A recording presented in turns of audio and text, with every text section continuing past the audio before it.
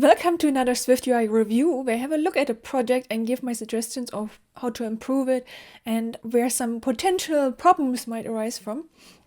And today I'm going to use one of Apple's official demo projects, which is Scrumdinger. This project has a lot of tutorials and it is meant for experienced developers who are new to SwiftUI. So I'm expecting best practices and to really show how to use it, which means I can argue on a higher level, which is always good.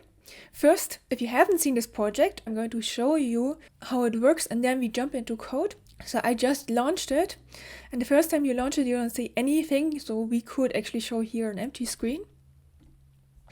Then you can add Scrum meetings. So this would be for daily meetings. For example, project X daily. You can set how long this is. So I guess 15 minutes should be sufficient for a daily meeting. Then you can set the theme. So this is using a picker element, which I don't really think is that nice in this case, because it gives you this list style. You can choose, for example, I can change here to yellow, and I can add here attendance. It doesn't add one when I press enter, and I can select one my previous people, but it's just a demo project. So I'm going to add here 3 people, and then I'm pressing add, which will actually add this daily. Let's do another one for project X dev for the developer team daily meeting, and I use a darker one like indigo. It's a good developer color, and let's just use 2 people in this case, and then add. If you press dismiss, it will not add it.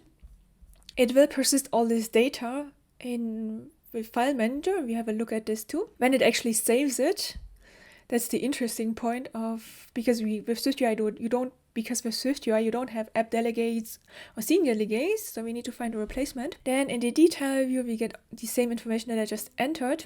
With the edit you can actually change things, like you can add new people, you can also remove people. This is the same view you saw in the beginning, so another example of how to reuse views, which is good. Then we can press here the start meeting button, and it will allow me to ask for permissions because it uses the microphone, so I just say okay.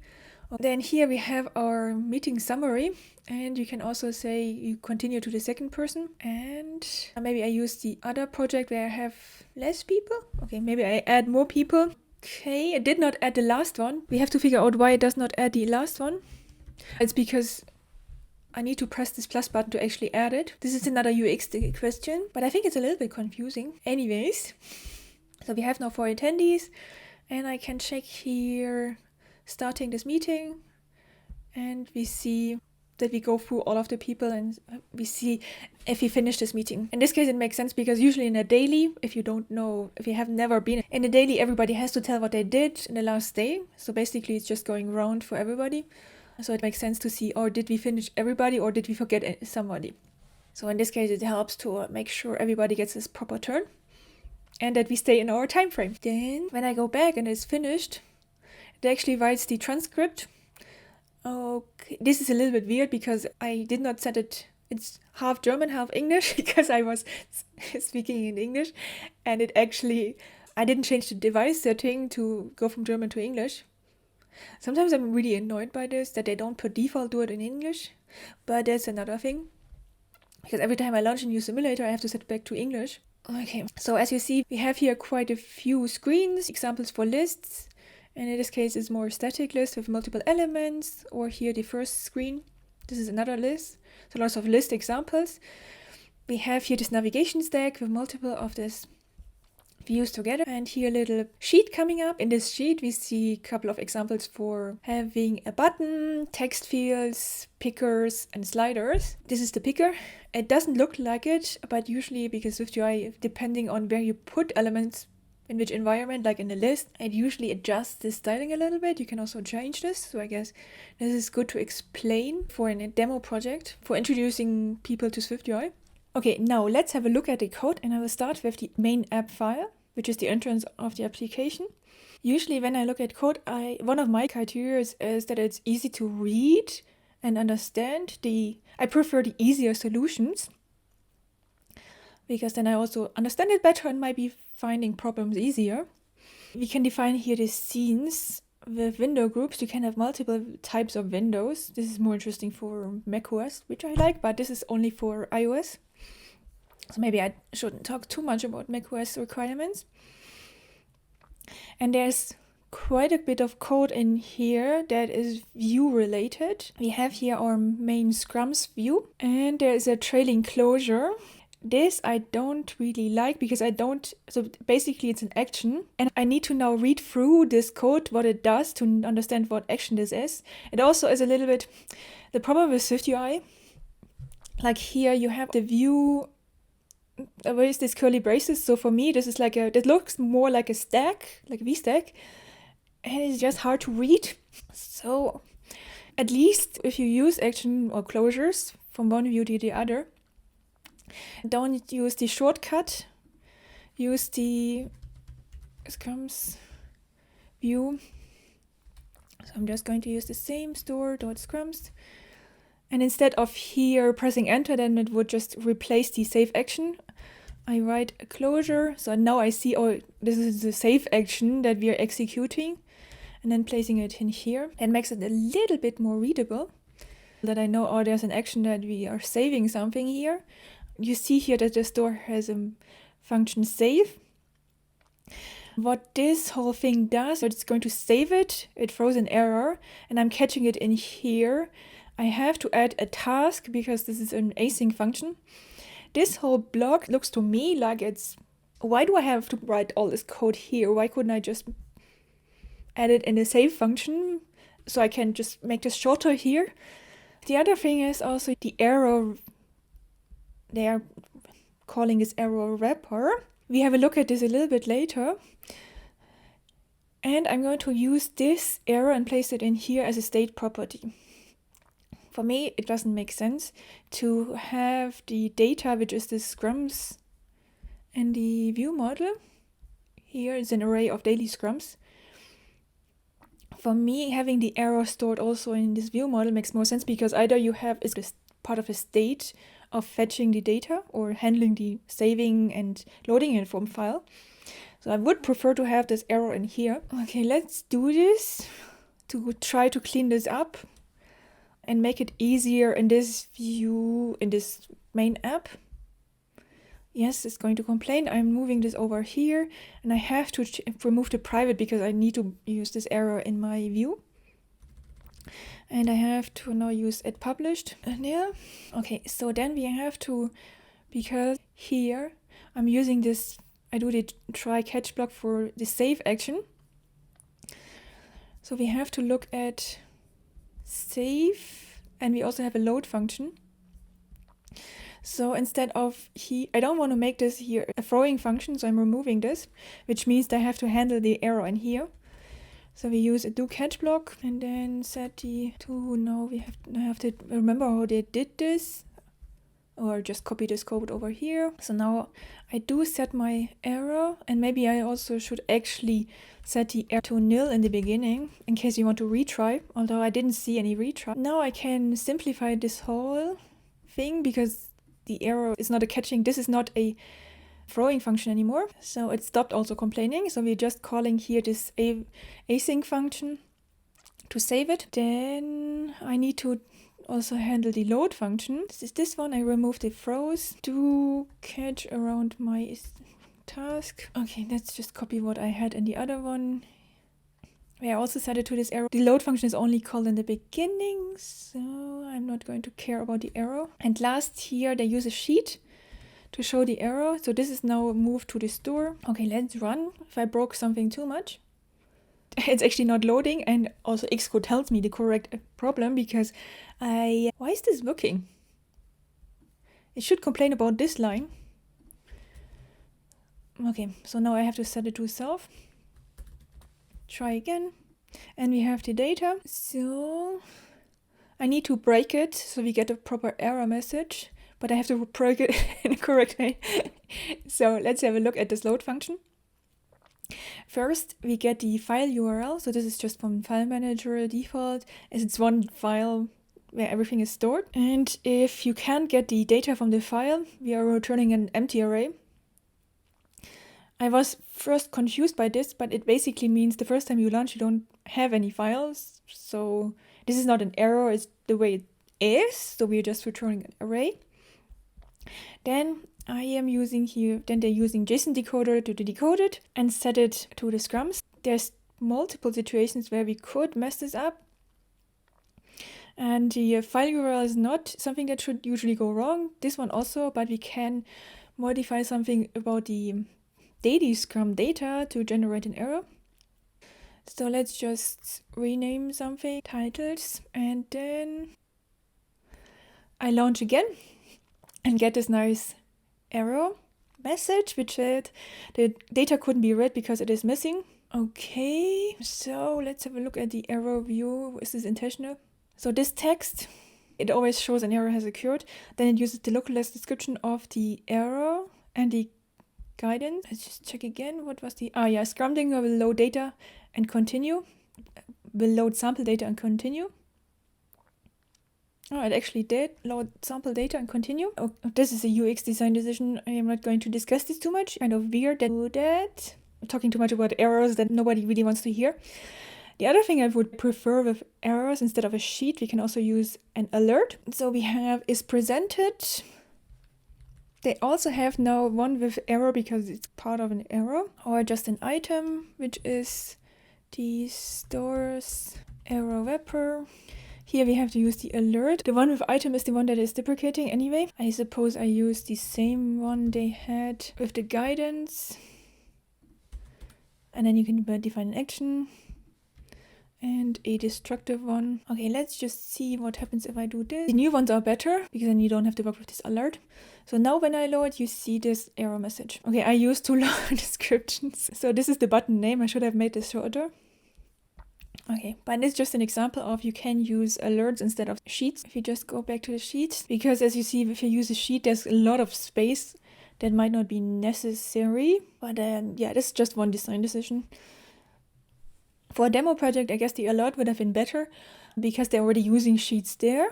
Now, I'm still not done with the error because let's just have a look at, now that we saw a little bit about these errors, it's interesting to have a look at how this error wrapper is actually defined. And the thing is, when you define errors, I wouldn't call this wrapper.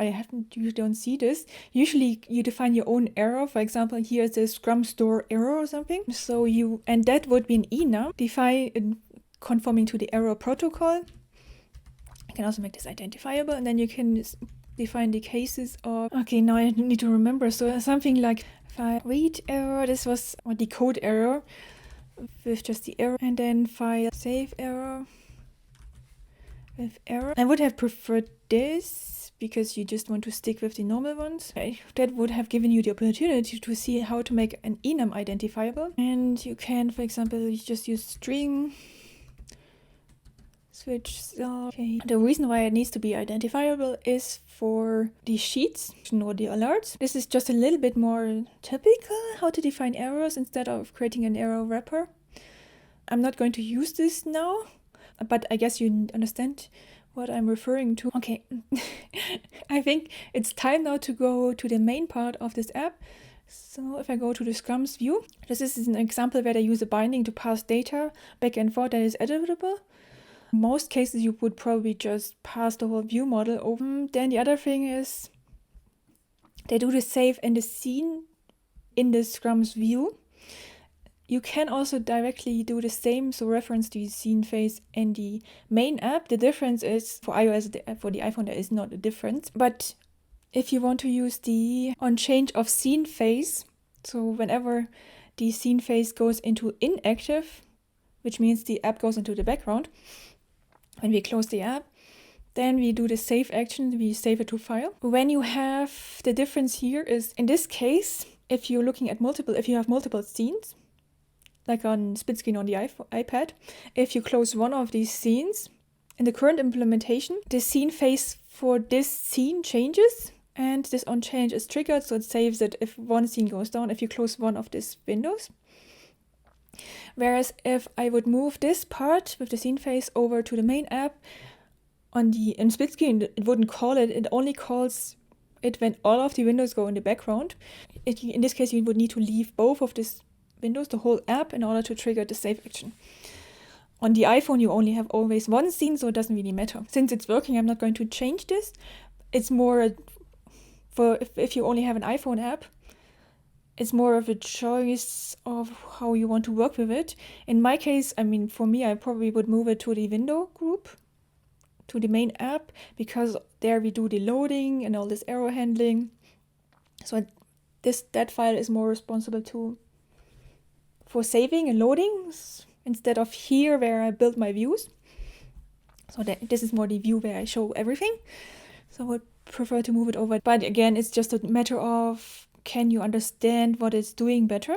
Then in this case, I have the list in a navigation stack, and I'm using the navigation link with destination. So this is the old one, which is completely fine. You can still use this.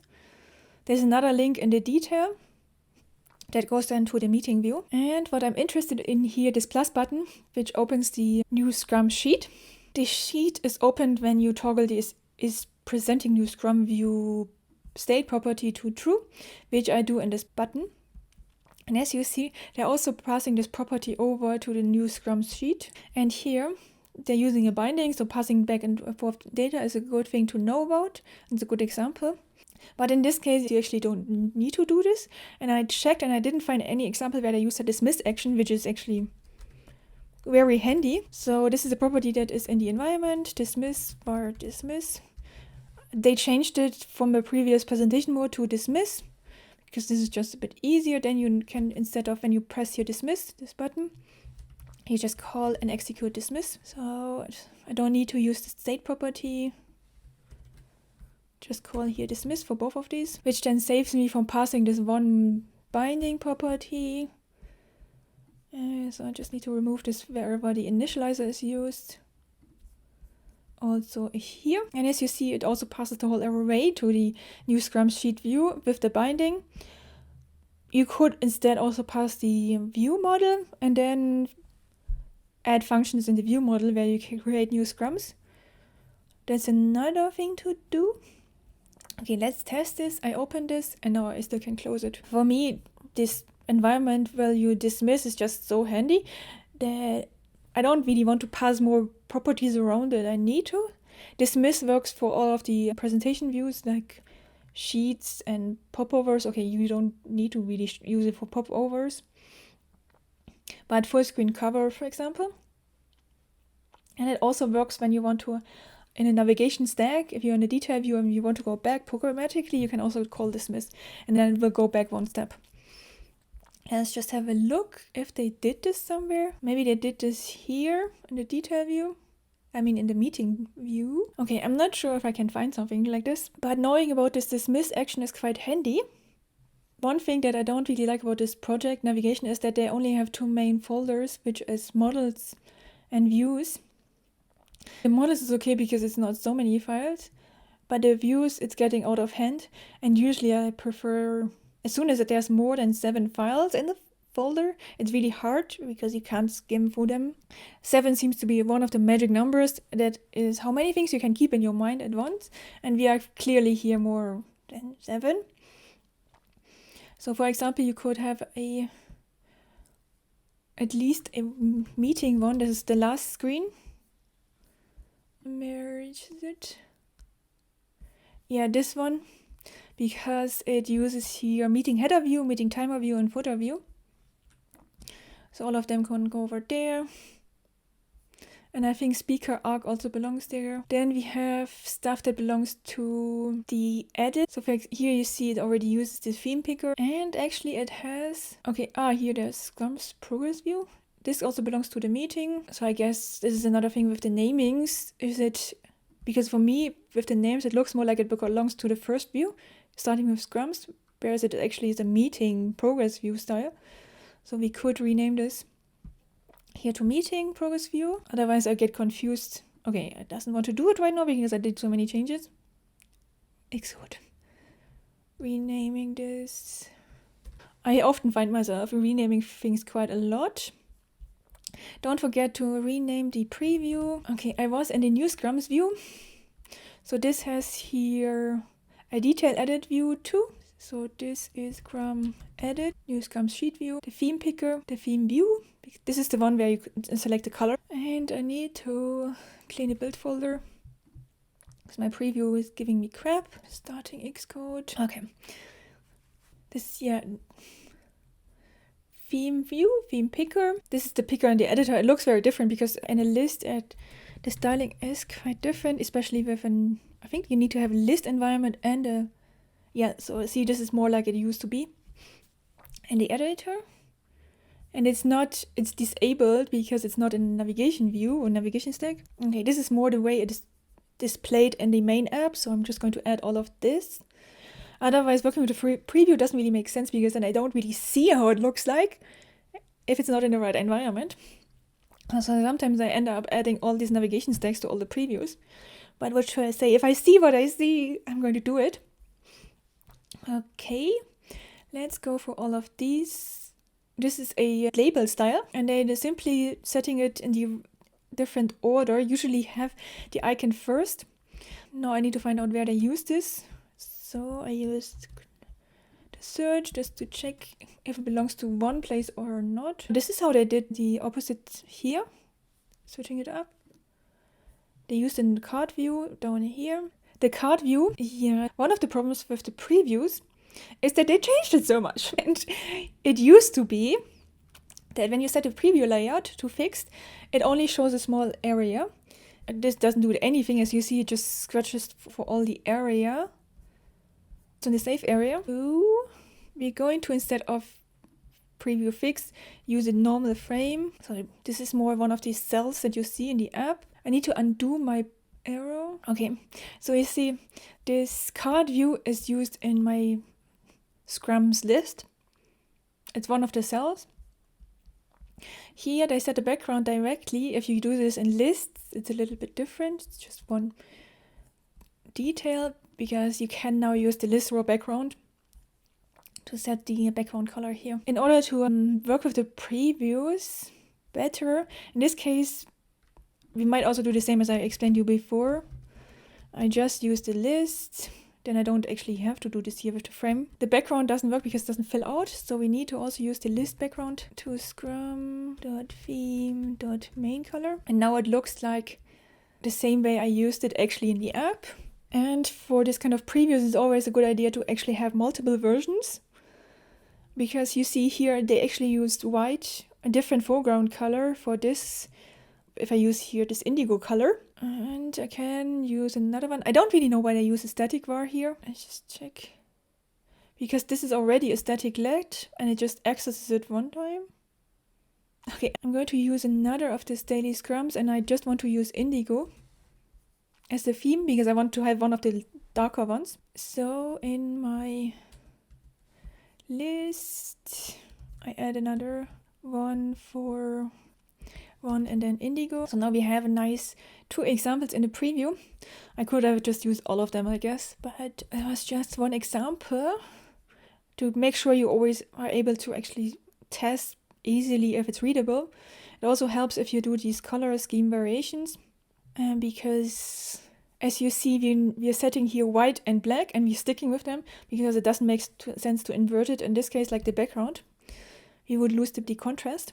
Okay, I was continuing with my reordering here actually. So the card view is part of the Scrum's view, so the Scrum list view actually, which I guess that's why I would rename this to Scrum's list view. But maybe I don't overdo it. Then we have a history. History is part of the detail. This is this part here. And I didn't have anything. Okay, and if I go back, now I have here this one history view. This is exactly what is shown here. So I could rename this to meeting history view, which I probably don't overdo. I found that one of the biggest arguments when you look at reviewing other people's pull requests is naming conventions. But it makes a huge difference if you understand the names, just to find stuff back. So it's worth spending so much time on it, and you need to rename stuff. This is especially true for here, the Scrum edit stuff. So the new Scrum sheet, this is the one that is used. Let's just search for this. This is the one that is searched from the main view. So when this comes up, it's the new Scrum sheet view, which makes, or sheet.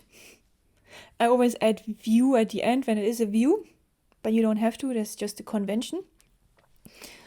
So this makes sense in this case because it's actually what it does. Then we have the detail edit view. So this is actually used inside of the new Scrum sheet. And it's not a detail edit view. That's confusing.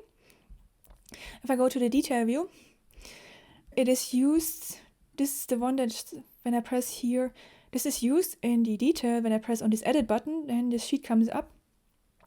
It's one way of making this reusable.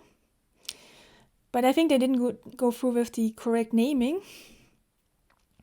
Because for me, this detail edit view is actually a Scrum edit view. And this whole thing here I could also extract this because I don't really want to. As you see, this detail view is getting a little bit long. And if I have a sheet where I show a view and then I add here toolbars, it's just too much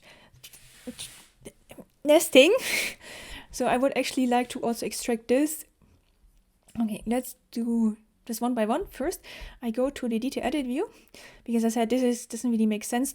I'm referencing this in my new Scrum sheet view, and the naming is here very confusing. I never know which one is which one. So let's go back and say, because I use this for both at creating a new Scrum and then editing, we're going to rename this to Scrum edit view. I also need to rename my preview. In this case, it's very important because I'm going to create a new detail edit view. So now let's just revise this. I have a Scrum edit view that I'm using here inside my new Scrum sheet. So this is just the main meat of it. The only reason why I extracted is so I have here custom buttons at the top. Then I go to the detail view. Here I have now my Scrum edit view. And what I want to do is actually just take out all of this in a separate view because I don't like to add something in this view in a sheet with so much nesting. And in this case, I can actually name this detail edit view. So we create a new file, SwiftUI view, detail edit view, and I can move all of this over there, which makes me very happy. I need to have the Scrum with this binding. This is still a binding because I need to pass the editing here. And the edit Scrum, this is here. And I don't think, need to just check if I only use this where I use this. Yes, I need to keep the state property here and pass it as a binding. So this is a daily Scrum. And now private is a binding too. Then I'm not going to pass here this presenting edit view. I'll do the same here with this sheet, with this dismiss. So we're calling dismiss for both the cancel and the done button. Now I need to have a new initializer. And as you see, this preview has not a preview that I had before. I'm just saying this because sometimes I had problems when I rename things that I forgot to rename the preview and then I created another file with the same name. So I had two previews with the same name, which it doesn't really explain very well in the error messages. So constant, or do I need to actually do this? Okay, now in my detail view, I can clean up. And in the sheet, I'm basically saying I'm using the detail edit view with this and the binding to the editing Scrum. And I can remove all of this because I moved this over there. Also have to do here the binding stuff. Okay, let's just checking. Okay, looks good. I might need to rethink what I'm passing here and why there's two. Okay, I can actually change the editing one because this is a state var editing, and I used here this empty one as the placeholder that when this view appears, let's do the on appear. I am saying that the editing Scrum is the one that we're passing here. So I can remove this and go back here. So I don't need to do this in here because the editing Scrum is only needed in the edit view. Let's see what's complaining. Okay, let's rethink this and test this. But I definitely prefer to have each view smaller because then I can understand them better. And I also want to have less state properties because I don't need to. If you have multiple state properties, you need to handle them and then you maybe have some interference and undefined states. So the less the better. Try again, adding a tests, 15 minutes. Okay, I can add one, and I did not add this properly. Okay, I have to actually add attendees properly. And if you just type one in here, it didn't add it, you need to press the plus button. Okay, this is still working. Let's edit this to change the name to A, project A, done. And it renamed it, so this is working. I can also test if changing the color. Okay, and I introduced the bug. So the problem with this on appear is that it is also executed when I navigate in my stack. So let's try moving it out of the stack. So I'm going to go edit mode. Here select something and then go back. And you see it's still there.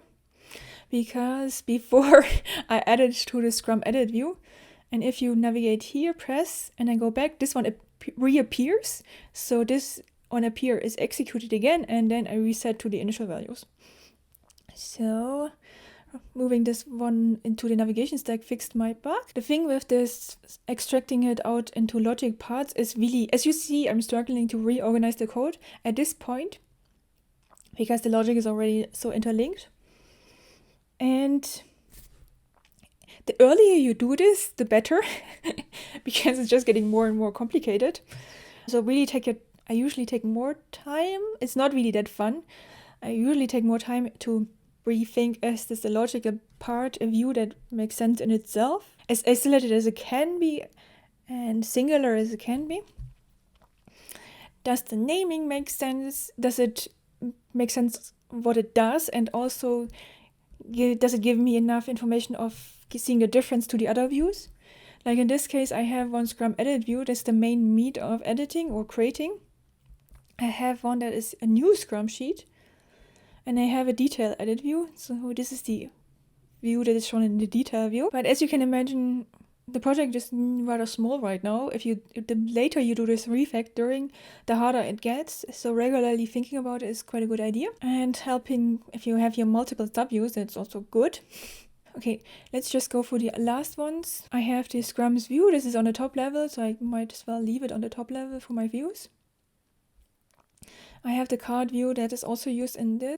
Then I have the detail view, and this one doesn't have any subviews. I might as well leave it on the top level.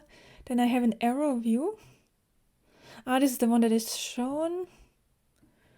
Okay, maybe we just leave it on the top level too. The history view. This is part of the detail. So this is if I start a meeting sometimes.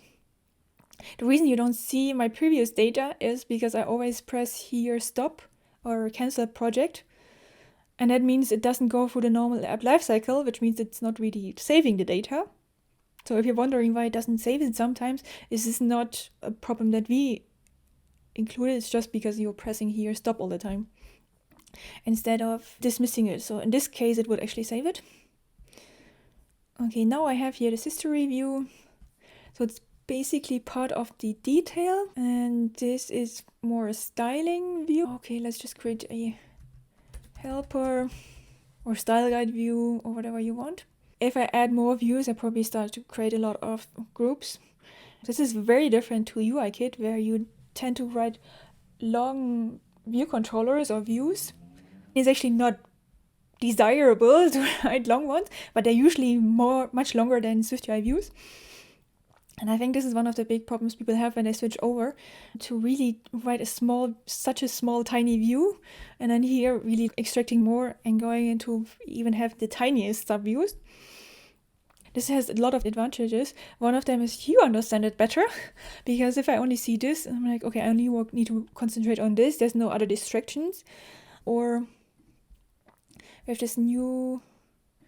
with this Scrum edit view, I only need to concentrate on the logic and the data that I'm handling here and nothing else. So I'm not getting confused by other data that is handled or state properties. It's easier to work. You have the advantage of having this previews here and really testing out one part, like the edit view is in the sheet. So it's easier now here to use the color scheme variants to see can you actually read, which in this case I don't think the contrast is good enough. This is a questionable contrast here with the yellow. Just go back, and in this case I probably would also add another preview for the one, and then add here preview names, preview display names. This is more because then you remember that this is for dark theme and a light theme. So yellow is, this is just the contrast between the foreground color and the background color. For these light colors, they use a black foreground color. For these darker colors, they use a white foreground color. You see here, this is indigo. And the other thing is, I think the contrast is so bad because I forgot that this is disabled because we are not in a navigation stack. Okay, now it's properly displayed here. You can't change it because of the state properties, but you can actually see the contrast.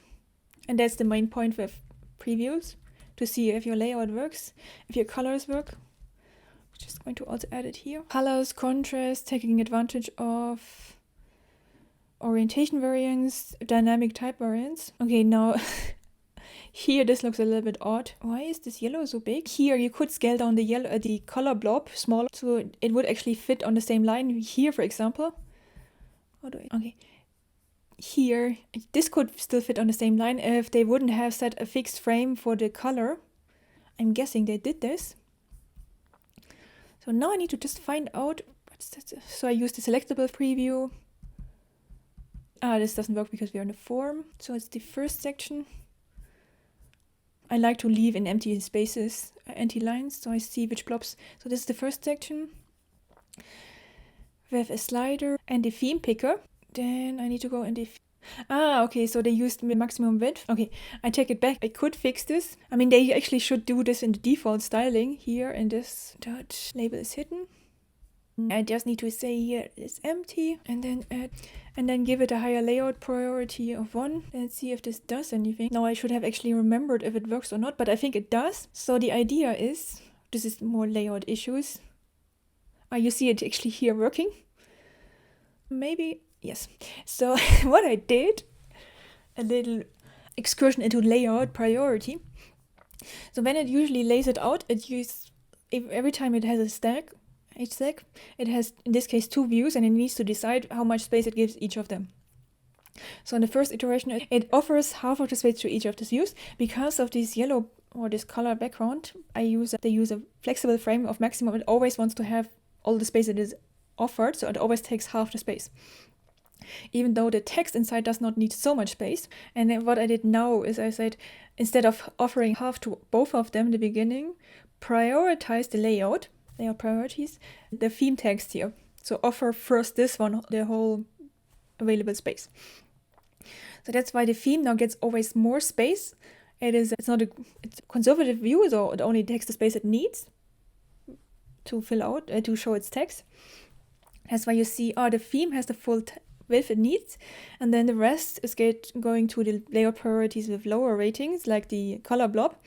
So then the yellow block gets the rest of the space, which is in this case not enough to fill it out. So I guess I did improve it a little bit, and you see it even squeezes it more. You also see this with the slider. So here, for example, you would actually expect it that the text takes as much space as it needs, but it's like half or less than half.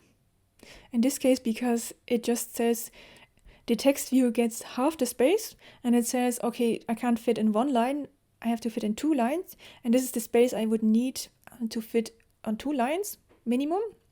So again, it's this space.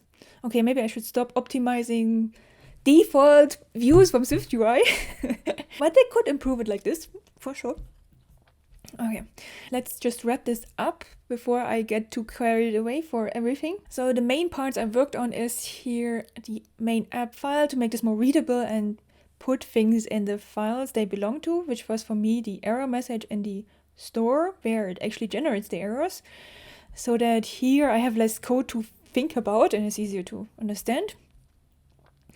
I did talk a little bit about these arrow types and you should use an enum instead. Then I went through quite a bit of talking about the previews, namings, so they are understandable. Some of the specifics like this dismiss action from the environment to make it just a little bit easier. Sometimes you don't want to pass more data around than you have to. just past what is really necessary. Then I introduced a small bug because I did not add the on appear on the right position, and I did change quite a bit here for the folder structures. Overall, I didn't really change too much. My main focus was of how to write SwiftUI code that is easier to work with and to read and to understand.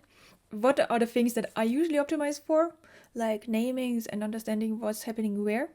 I hope this was helpful and gave you some ideas. Also, to be a little bit more critical about demo projects from Apple. I was a little bit skeptical, and when I thought about this, I was like, should I really criticize Apple code? But in the end, the engineers who write these projects are oftentimes not building projects so much, so they don't really know what is needed and what are the best. They don't have so much experience in actually using it in a real life project, so it might be more guessing. I also do guessing. It's not like I build a million things with SwiftUI. This should get a lot better when people understand what works well in what kind of projects. This is the other thing. It quite depends on what your requirements are. But it's a very good project with a lot of information inside. If you found this review helpful and you want to see more, like this video and share it. Until next time, happy coding.